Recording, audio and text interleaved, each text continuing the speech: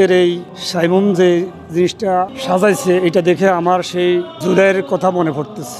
কিভাবে জুলাই ফ্যাসিস্ট বাংলার মানুষকে নির্যাতিত করেছে, মানুষকে মেরেছে, তার কথাই আবার পুনরায় আমাদেরকে আজকের এই অবস্থান থেকে স্মরণ করিয়ে দেয়। তো আমি যারা এই জিনিসটা করেছে তাদের কাছে চিরকৃতজ্ঞ। বিশ্বের মানুষকে এবং সারা বাংলাদেশের মানুষ যেন এই ধরনের ফ্যাসিস্টদের কথা বারবার স্মরণ করে, এবং আমি যারা এটা রেডি করছে তাদের কাছে আমি আহ্বান করব যেন তারা প্রতি বছর এই ধরনের অবস্থান তৈরি করে মানুষকে এই আমার অন্যায়ের কথা আবার মানুষকে জাগায় দিতে পারে।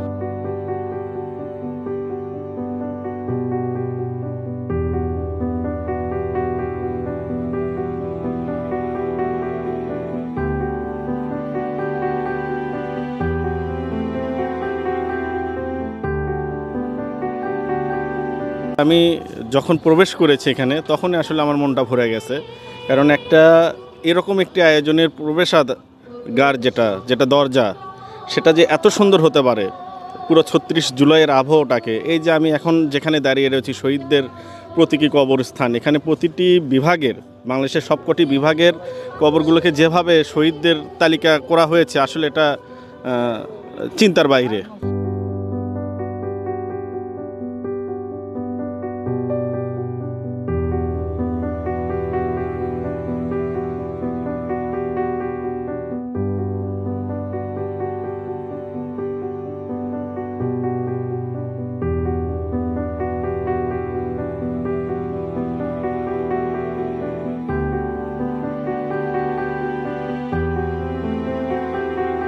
অনেক সুন্দর লাগছে। আমার মনে হয় এরকম বাংলাদেশে হয়েছে কি না আমি জানি না, কিন্তু আমার থেকে অনেক সুন্দর লাগতেছে।